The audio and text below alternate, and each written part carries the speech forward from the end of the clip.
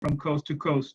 It's a very big honor for me to participate in this webinar today, and I'm very grateful for JNF for putting climate change priorities. Haverim, we are living through a historical event, and it has major implications on our society, on our economy, and it's premature to know if we'll come out of this on top, or will we use this crisis as an opportunity? What's sure at this point is that we can't continue with more of the same. We will have to find innovative technologies to come over this crisis and to perform better, especially if we want to think about our environment. In the short term, it's clear there are no flights, there are no vehicles, almost. We're not using fossil fuels like we used to, but we can't continue the same, and the answer has to be in innovation and technology. And the Ministry of Science and Technology is at the forefront of finding the solutions for our future. So on behalf of the consulate in Montreal, on behalf of the consulate in Toronto, and my colleague Galit Baram, who's also on this call, I want to thank everybody in JNF Canada for your support for Israel, not only for organizing this seminar, everything you do throughout the year to support Israeli society, Israeli economy, Israeli science, Israeli R&D. Toda rabah, and stay safe. Thank you, Consul General, for that great message. At this point, I'd like to turn the microphone over to Lance Davis, the CEO of JNF Canada. Lance? Thanks, Phil. Good morning, everybody. I'm Lance Davis. I'm the CEO of JNF Canada, and I'm quite pleased to introduce our presenter. On behalf of JNF Canada, I'm delighted to share a few words about Israeli Minister in Science and Technology, Izhar Shay. Izhar Shay joined Chosen Israel Party in February of 2019 and became part of the Blue and White Party during the April 2019 elections. He was elected as a member in the Israeli 21st Knesset. Prior to joining the Israeli parliament, Shay served as a paratrooper and an officer in the Israeli Defense Forces. He holds a BSEE from the Technion as an electronics engineer. Shay was a high-tech entrepreneur, CEO of startup companies, member of many boards, mentor for entrepreneurs, and a social activist. Minister Shay accumulated 30 years of experience within the Israeli high-tech community as an engineer, manager, entrepreneur, and venture capital investor. Minister Shay was previously a managing partner with Canaan Partners, Israel. Prior to joining Canaan Partners, Shay was chairman and CEO of V-Secure Technologies and CEO and co-founder of Business Layers. Both companies reached a successful exit under his management. Minister Shay was also voted in Geek Time poll as one of the top 100 influencers in Israeli high-tech. Also, he was selected amongst the 70 high-tech role models for a special project celebrating the 70th anniversary of the Declaration of Independence of the State of Israel. In addition, Shay was named by the VC community as one of Israel's top 20 investors for early stage ventures. With respect to his volunteer activities, Shay was the chairman of Tsahala, a volunteer-based not-for-profit organization which focuses on giving Israeli youngsters an equal opportunity to excel and to realize their potential. He also volunteered with Kamatech, a non-for-profit organization which provides high-tech employment and entrepreneurial opportunities for the Haredi community in Israel. Minister, considering your background, it is evident that you are a wise choice for the portfolio of science and technology. Before I turn the program over to you, I would like to share just a few words about the profound relationship between Canada and Israel. Canada has been a friend of Israel from its founding. We established diplomatic relations in 1949, and the connection between our countries have flourished. A key element of our bilateral relationship in collaboration in science, technology, and innovation. The government of Canada has partnered with Israel to support joint research, development, and commercialization projects. The governments of Ontario and Quebec have also established programs to support companies and researchers pursuing partnerships with Israel. Global Affairs Canada is responsible for the Canada-Israel Agreement on Bilateral Cooperation in Industrial Research and Development, which commits both countries to provide up to $1 million annually toward industrial research and development. And of course, in the field of philanthropy, Canada is a world leader. The Canadian Jewish community is deeply connected to Israel, and we collaborate on a wide variety of educational, social service, environmental, and other charitable projects with wonderful partners in Israel. JNF Canada is a leader within this philanthropic landscape and takes great pride in the hundreds of projects we have supported, including the newly inaugurated Prime Minister Stephen J. Harper Visitor and Education Center in the Hula Valley. We look forward to working with you to enhance and enrich the already strong ties between our countries. I now turn the floor over to Minister Izhar Shay. Wow, thank you very much, Lance, for those kind words and warm welcome. Thank you, Phil, for your warm introduction. First and foremost, I'd like to thank Consul General of Israel in Montreal, David Levy, and Galit Baram for orchestrating and helping making this happen. Very happy to be here. Very happy and proud to speak on behalf of the Israeli government and on behalf of the Ministry of Science and Technology, which is the ministry I'm going to describe and dedicate a few minutes to during this session. I'm very happy to be here with you today. I have a strong feeling towards JNF.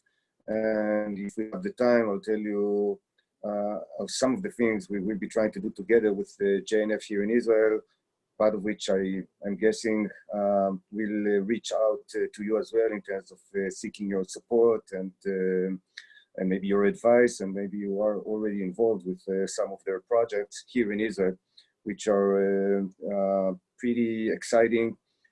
Using my perspective as the Minister of Science and Technology and a government minister who tries to promote innovation and entrepreneurship and job creation around the country, focusing on the periphery of the state of Israel, which is where JNF is placing significant efforts these days.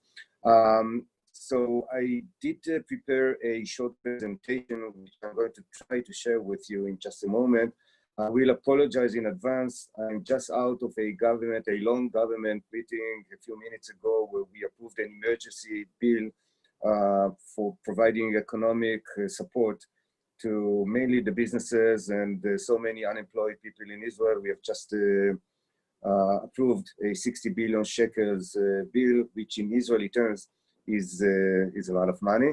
And in 45 minutes, 7 p.m. Israel time, I do have to attend a special Knesset session. I'm actually speaking to you from my room in the Israeli parliament. So I do apologize. We have 45 minutes. I will try to limit my introductory statements and describing some of the activities that we are handling at the Ministry of Science and Technology in favor of providing time for Q&A. And if there are any comments, observations, I will be happy to hear them as well. So let me try to do this screen sharing. I'm guessing I do this screen. Okay.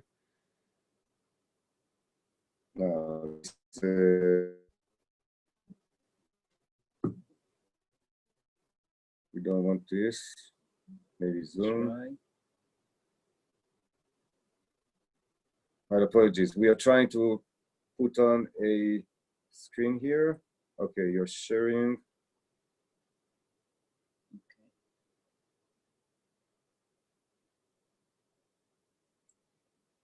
So I don't know if you're seeing the screen or it reads. Minister Shay, it's working perfectly. Wonderful. So this is actually without a tie, but still myself. And I'm here with the JNF chairman, Mr. Dani Attal. And this picture was taken actually about 3 weeks ago in the very hot area of the suburbs of Tiberias. This is a special project that is actually funded mainly by JNF, by the Keren Kayemet. And the purpose of this foundation that we have put here together is to build a new hub of innovation in this northern, very hot part of Israel, just nearby the Sea of Galilee. And this hub of innovation, which is the culmination of the minds of the gentlemen who are surrounding me in this picture over here. And you will see Danya Tal with the black shirt, smiling, rightfully so. This is the first of a number of hubs of innovation that JNF is planning to put around the country with focus on the periphery of Israel. Some of you may be aware of this vision and long-term sustainable projects which are now being promoted by JNF, where they want to talk about Israel in about 20 years and the way to promote high-tech innovation and the economy around innovation in the state of Israel. This goes right along my vision and my, actually, frankly, my motivation in joining the Israeli politics. I spent about 30 years within the Israeli high-tech, and myself joining politics was motivated mainly by the vision of trying to spread out the news, spread out the innovation potential, the potential of the economy of innovation around the periphery of Israel, trying to close the gaps, the social economic gaps between the various parts of the Israeli society, and also trying to close the gaps between the periphery and the heart of the Israeli high-tech, which is mainly located in the city of Tel Aviv, Herzliya, some of it in Jerusalem as well, mainly in the main cities of Israel. And we have very significant motivation to spread this out, to push out the innovation, the economy around it, and there's so many activities to many people around the country. So we are doing this here. Let me see.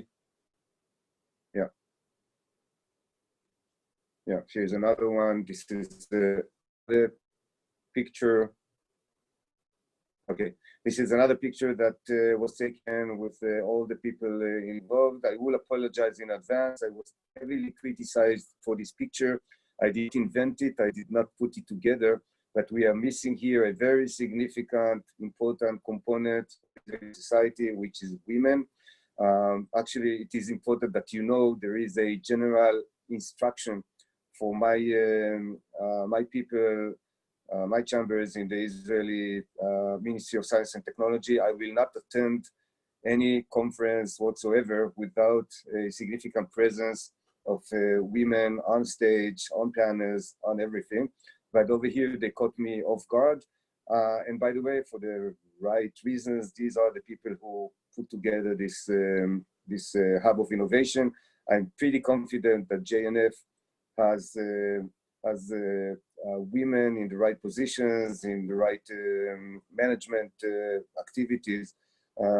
And I will work with everybody involved in order to help them create the next hubs, the next buildings of innovation around the country. So, because we are speaking here in this event about climate changes and how do we preserve for the next generations, and by the way, that goes along the important vision of the JNF as well, especially here in Israel. I thought I would put together here two pictures, actual pictures of Israel in the city of Hadera, which is rebranding itself as the city of clean energy. This is an interesting one. This is a new courthouse building which will be inaugurated shortly in Hadera. Those of you who are not familiar, Hadera is a city, you could say, just between Haifa and Herzliya. And Hadera has taken upon the challenge of building itself as a hub of innovation for energy, clean energy related businesses. They've put together a hub sponsored by the municipality, some of which is also sponsored by the state of Israel. Some of it will be sponsored by my office as well. It is a nice example of cooperation between the private and public sector in order to create, first of all, the motivation and the public awareness, but also actual activities, businesses, and in this case, a nice building that combines climate control design with all kind of, it's almost a near zero energy building in terms of the equation between consumption and creation of energy, which is a nice achievement for all people involved. And this is another interesting one. What you see over here is a kindergarten, yet again in the city of Hadera. And for those of you who find it hard to recognize, I'm here. This is the Israeli style, so nobody is insulted by seeing a minister with no tie and no jacket on him. This is myself with the blue shirt, just by me, Parliament member Miki Khaimovich, who is leading the blue and white efforts and vision on clean energy and the preservation of our ecosystems across the board. And just by Miki, you can see our party chairman, today the Minister of Defense and Prime Minister substitute, Benny Gantz. So we are all standing by a zero energy kindergarten where children actually play and go to school and have fun. And this kindergarten has kept a positive energy balance for a number of years. It is producing most of its energy from the sun through photovoltaic panels that are located on the roof, but also the building itself has a special design that helps it keep warm in winter and cool in summer, and the water preservation, the clean water, and the other features as well. A few words about the ministry, and then I think that we can open this to questions and answers. So, as stated here earlier, the Ministry of Science and Technology in Israel is actually on the front of leading the efforts in terms of identifying interesting and or promising technologies and science for the national fight against COVID-19. We are very involved on the government level. I am part of the government cabinet. We have a special cabinet for the coronavirus challenges, for facing those challenges. We actually call it the Corona Cabinet. It is a new cabinet that obviously was never there before, part of the Israeli government, and it was formed as part of the construction and the coalition agreement of building this government. That cabinet is very busy these days, as you could assume, with the various facets of facing these challenges, and we can speak or elaborate more about this later.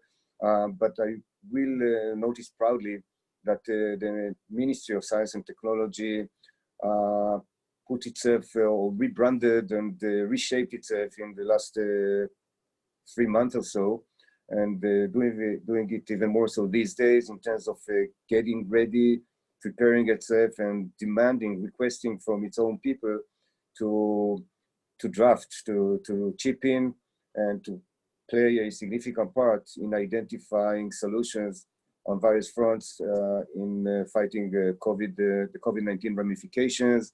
The office supervised about 80 plus science projects, all of which dealt with the various aspects of identifying solutions, some of them on the medicine front, some of them on the vaccine front, some of them on the testing front, which is a critical front in facing COVID-19, and then in other areas as well. Some of these projects, actually these research projects, focused on social science areas, for example, public confidence in government instructions, compliance with government requests, which is a very significant challenge governments are facing around the world. And so we have seen all kinds of interesting data points which are being presented to the Israeli Corona cabinet and then to the government pretty frequently. That aside, this office is in charge of preserving Israel's abilities and leadership in the fields of innovation, science, and technology. We all know that Israel has been built a startup nation. We are in the process of moving towards the next phase, which is, as we would like to call it, not only startup nation, but also innovation nation. And by innovation, we mean all aspects of innovation, which is not only startups, but also building what we call fast growth companies. We have a special term here and a special form here for those kind of companies in Israel that have turned into unicorns or are on their way to become unicorns, which means companies worth more than $1 billion in the private markets. We also want to build new big worldwide dominant players in the public markets, companies like Amdocs and Checkpoint, and today we are seeing many more of those. So the new generation of companies are companies like Fiverr, Lemonade. Those of you who may have heard, this is a new B2C insurance, consumer insurance company that just went public last week and did very well on the public markets. So on that field, we want to continue to build Israel as the nation of innovation. We also try to build significant aspects of the economy of innovation, because we believe that through innovation, there is a lot of job creation. And again, going back to where I started, there is an opportunity to build opportunities around the country to close the gaps between the periphery and the center of the country. And this is the economy of innovation's purpose. Along with that, we also lead the charge for the Israeli government on the science front, on the technological, maybe I should call this on the technology fronts of identifying where do we want to go. So we are doing a lot of work, and there's a special committee within this office, which is, by the way, commissioned by the Israeli president. This is a nice law that was passed in Israel about 20 years ago that gives a significant importance to the areas of technology, science, and innovation. So by the Israeli law, in our office, in my office, there is a chairman of a special committee that has to work continuously on a regular basis on identifying areas of technology and science where the state of Israel wants to put its focus on in the foreseen future. For us, foreseen future means the next 10 to 20 years. So we are doing work here to identifying the next big things for the Israeli government. And then once that work is being done on an annual basis, we present it to the Israeli government. It is then being endorsed by the government, presented to the president, and then becomes part of a law that identifies resources, budgets, and activities that have to take place in order to execute upon this strategy. As an example, cyber technology was identified about more than a decade ago, and then endorsed by law by the Israeli government, and then activities and budgets were allocated in order to support that vision. The same is being done these days for artificial intelligence, quantum computing. We're considering civil space as one of the next big things that the Israeli government may adopt, and so on. Another interesting area that is being handled by the Ministry of Science and Technology is bilateral relationships with other nations that are that have bilateral agreements with Israel, or are promoting or are interested, or we are interested in promoting those relationships. So there's a lot of work and a lot of activity.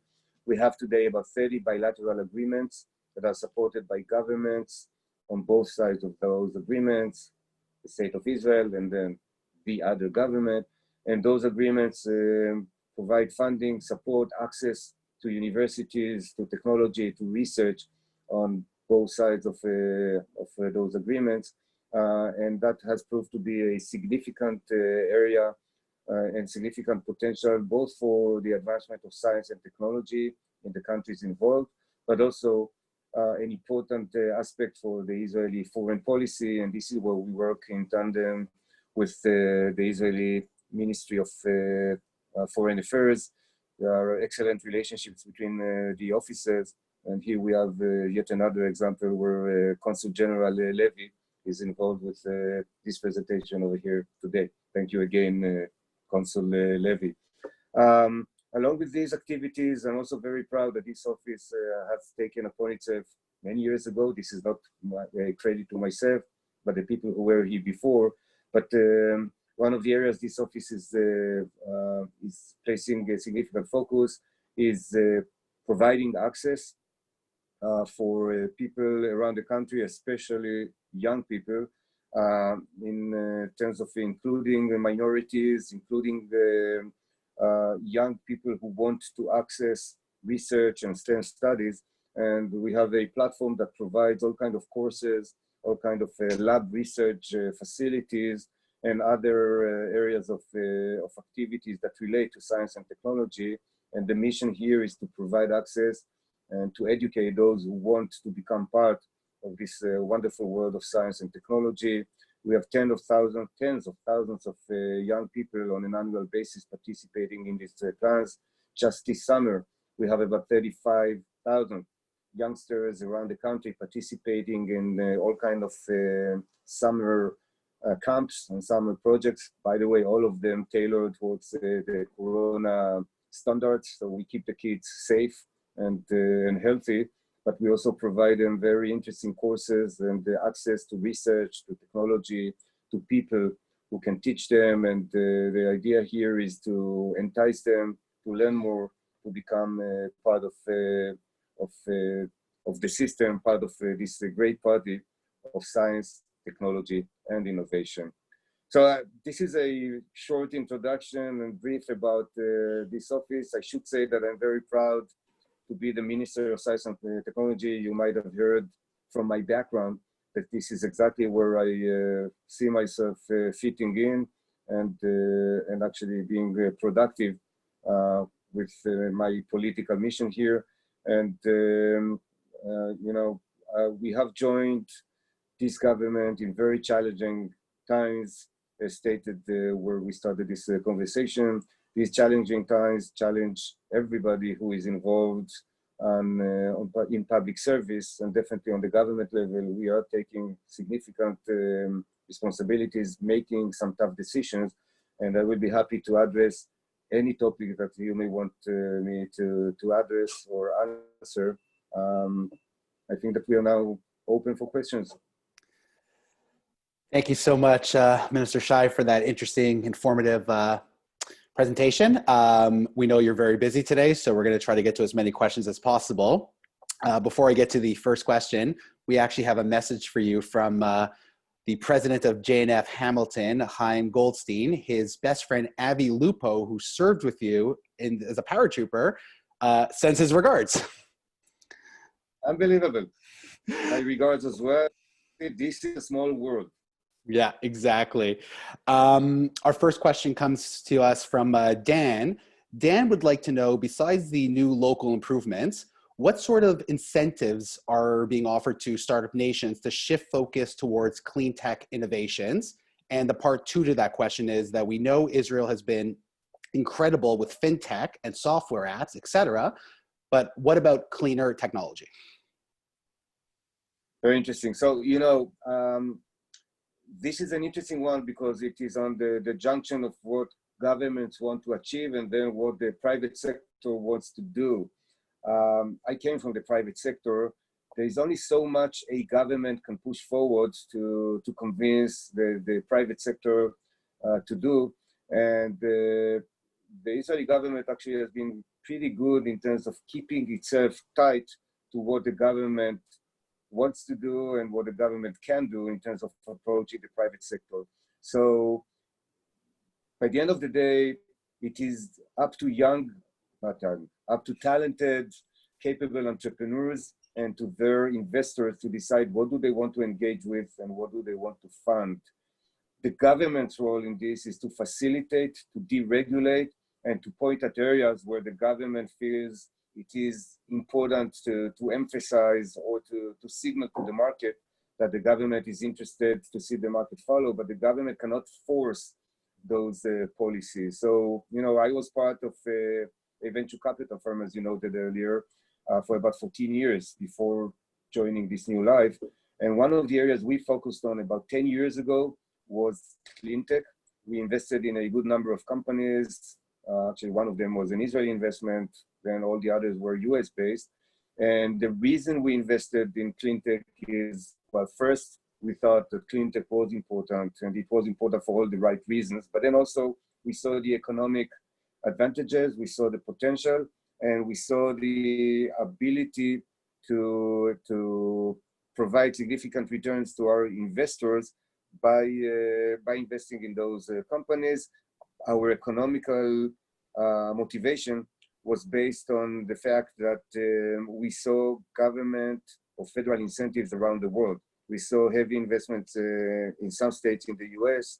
We saw heavy incentives, tax breaks, and so on, policies, favorable policies in Europe. So this is why we went into clean tech.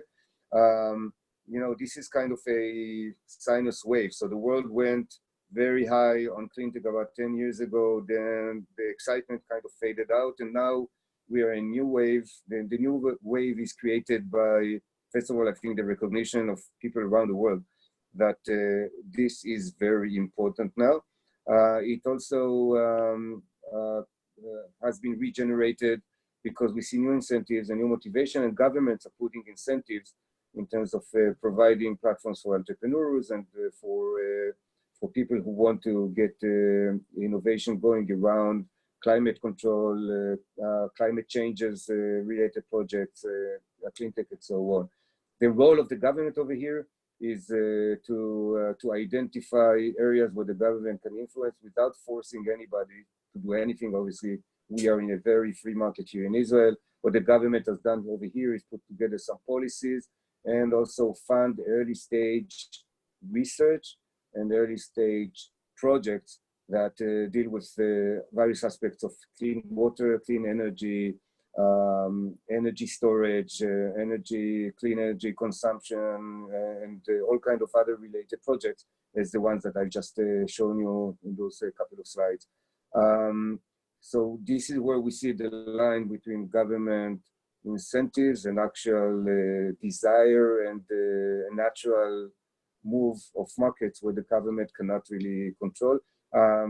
I think that the question of fintech was more or less along those lines, but just to emphasize, clean tech is one of the strongest segments of the Israeli high tech. Clean tech has been very good. Sorry, I'm talking about fintech now. So fintech has been a very strong, fast-growing segment. We have seen some very nice companies and technologies established over here, and some of them have become world dominant in terms of being players in the shared economy, which is a new trend over the last 5 years, more or less. We have seen companies like Fiverr making their dents into the international markets, and as I mentioned, Lemonade, a very interesting fintech insurance tech company that has become a worldwide player in its own market. The way the government plays in this market over here in Israel, and there's a lot of work still to be done, deregulation, making it somehow easier for entrepreneurs to fund and found companies that need deregulation in financial technologies and financial bills and regulation. There's still a lot of work to do. And if we had time, or if we had Israeli fintech entrepreneurs over here, you would have heard significant criticism on the Israeli government in terms of what we still need to do in order to facilitate fast growth in this market. Thank you. Our next question comes from Jeff. Of all the achievements your ministry has made over the last 5 years, if you had to pick 2 achievements, which 2 would you say have had the biggest impact? That's a good one, Jeff. Thank you. So I think one of the biggest achievements that I'm proud of is the facilitation of access to hundreds of thousands of Israeli youngsters over the years. If we count the last 5 years, we are definitely talking hundreds of thousands of kids. And I've met with some of them just because I try to meet with as many people as I can. You know, I randomly pick courses or activities where I can meet with those people who are part of these activities, and seeing the light in their eyes and seeing the appreciation and what this has made for them is indeed very encouraging. You know, we visited the Bar-Ilan University last week, and just by accident, you know, we went into one of the nanotech labs, which is a very exciting, world-leading lab in terms of its capabilities and equipment that they have over there. And I meet this Ethiopian girl who is a young woman. Actually, she has to be in her late 20s or early 30s. And she walks up to me and says, "Minister, I want to thank you from the bottom of my heart." And I say, "Why?" And she says, "You have provided me the chances to become what I wanted to be. You have fulfilled my dreams." And obviously, this is not me. This is the ministry. This is the people who made the choice to provide that special grant to her so that she could conclude her master's degree and now PhD work. And so that's, you know, that's great work. You know, one could say that this is not necessarily advancing the Israeli science, but I would maintain that definitely it does, because we promote the interest within young people. We make the light shine within them and try to we get them into the loop in terms of getting them access to science and technology projects. And this is something that I like very much. By the way, those of you who are interested in getting involved on a non-for-profit basis, there are many activities in Israel that I think that JNF is leading in that area as well. And another interesting area where I think that this office has made significant advancements over the last few years, and that's in close cooperation with the Israeli Ministry of Foreign Affairs, is the bilateral agreements with a good number of Israeli allies around the world. These agreements provide access to funding and to science and to technology projects of top leading Israeli scientists who cooperate with their counterparts in other countries. This strengthens the status and the abilities of our science, of our people, of our platforms, and also, as I said earlier, provides significant support for our foreign relations with Israeli allies around the world. I think this is a critical part of this office and a very successful one. Thank you for that response. Our next question comes from Sharon. Sharon would like to know if you can comment on Israel's future role and positioning in the global map. For example, the Paris Agreement. Yeah. So, you know, in terms of being part of this world, I think that we still have a long way to go. We have committed to reducing our pollution, to reducing emissions, to provide clean energy supply. We have actually signed up to all those policies that will make our world a better one for our children. And so on the policy side, I think that we are doing okay. I think that there is still a long way to go. And if you had Miki Khaimovich here, she would give you the next 24 hours of a list of action items that we still have to fulfill. I will say, though, that I think that one of our roles is actually providing science and technology as we build companies over here that may provide solutions for a cleaner and better energized world. And on that end, I think that there is still a long way to go and a significant potential for Israeli companies, which will be part of the worldwide efforts to clean this world and to keep it safe for all of us in some sort of a strange way, given where we are at today in these challenging times of COVID-19. I think that everybody appreciates even more nature and our responsibility to keep it clean and safe for the next generation. So I would estimate, this is just a very wild guesstimate, that we will see more and more interesting projects in the areas of clean tech, clean energy, clean water, and so on, coming from the young generation. I speak with many of them these days, and they grow up with this sense of responsibility of we need to do something. We have to do something to make this a better world. So I'm very hopeful, and I think that you combine this feeling with the Israeli entrepreneurial spirit and the chutzpah, and you will get very exciting companies here over the next decade that will help the world become cleaner and better. And our last question before we get to our wrap up comes from Ryan. It's a bilateral agreement question. Could it also improve the relationship in the Middle East via the new policy of Israel in the field of science and technology? So hopefully we are going to see a lot of this happening in coming years. We do have, I wouldn't call them bilateral agreements, but we do have scientific and technology cooperation with some of the countries around us. I think that as a policy, we do not name those countries, but there is a good level of cooperation, knowledge exchange, and in some cases, technology transfer and so on, which will continue hopefully and will grow in the coming years.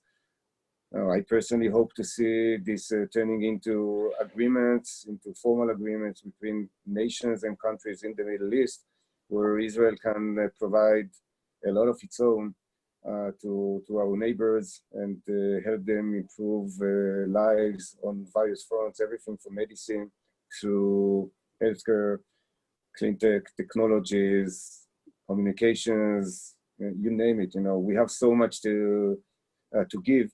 And by the way, so much to benefit from those hopefully bilateral relationships. So this is still a wishful thinking. Some of this is happening already as we speak. Shamefully not formal yet, but hopefully we will see this materializing, who knows, maybe in the near future as well. Thank you so much, Minister Shay. Before we say goodbye to everybody, I'd like to introduce a pillar and a leader of the Jewish community in Montreal and our upcoming Negev Gala honoree, Jeff Hart. Jeff, the room is yours. Wow. Thank you very much. It was a very inspiring talk, and it's always so great to see how Israel is so on the leading edge of what's happening in the world. And I just actually finished Shimon Peres's autobiography, No Dream Too Big. And so that's what makes Israel so great, the dream to have huge impact and punch above our weight. And look forward to hopefully getting the chance to work with you on something exciting JNF has in this area to kind of take that spark that caused Israel to be the 4th nation in the world to land a spaceship on the moon, although in pieces, and do the same thing in solving the climate crisis. So again, thanks very much. Toda rabba. זה היה מאוד מעניין. Yeah, if I could close with a couple of comments. So first of all, thank you very much, Jeff. By the way, just this week, we signed a support statement with the new project of Space AL, which means that they are getting serious about launching the next one. It will be a mission to moon. This is the decision of their board. This is not the ministry that is deciding, that is making the decision, but it's a non-for-profit organization called Space AL. They have just announced that they are going back to space and they are going back to the moon. So I'm very excited personally, and I hope to see them landing in one piece this time, hopefully sometime over the next few years. We're definitely going to support them. I did want to mention, first of all, an interesting one. On last week's government meeting, we always meet on Sundays, which is your day off, but this is why we have time to work. So there was an interesting special session within that government meeting on Sunday, which took a long-term vision and action plan on the relationships between Israel and the Jewish diaspora around the world. I thought that was a very interesting one. Frankly, even moving, we took the vision of Ben-Gurion, we analyzed it. There was a special national level committee that oversaw this project over the last couple of years, and the findings were presented just last week to the Israeli government and endorsed and voted upon unanimously, which is, I think, exciting and interesting. And the interesting news is that, well, not surprising, but the interesting news is that Israel sees itself part of the Jewish diaspora wherever it is.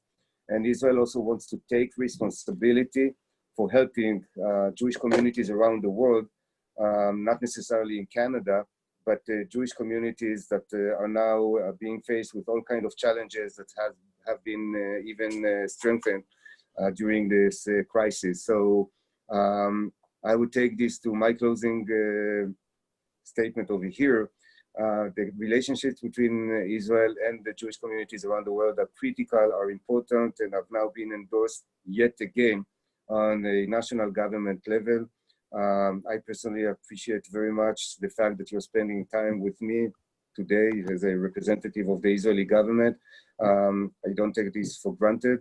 I don't take for granted the support that you're all showing and have been practicing towards Israel through the JNF and any other activities that you may have. And I will welcome this direct relationship, the cooperation, and hopefully some face-to-face meetings sometime in the future when we're all out of this current crisis and move forward towards our next big and exciting things. So I'd like to thank again all of you. I would like to thank JNF Canada for being who you are and what you are for the state of Israel. I'd like to thank Consul General David Levy, Phil, Lance, all of you who have been hosting this. Thank you very much for having me with you today, and have a great day and rest of the week. Thank you so much, Minister Shay. Thank you for being here with us today. Thank you to everyone else for joining us. Before we say goodbye, thank you, Jeff Hart and the entire Montreal JNF team for taking the lead on this Climate Solution web series. There will be more to come, so follow those e-blasts and stay tuned. Thank you, Lance Davis, CEO, JNF Canada, and a big thank you goes out to Osnat Dvorkin for putting this connection together between JNF Canada and the minister. So thank you all for being here with us today, and we will hopefully see you at our next web series. Have a great day, everyone.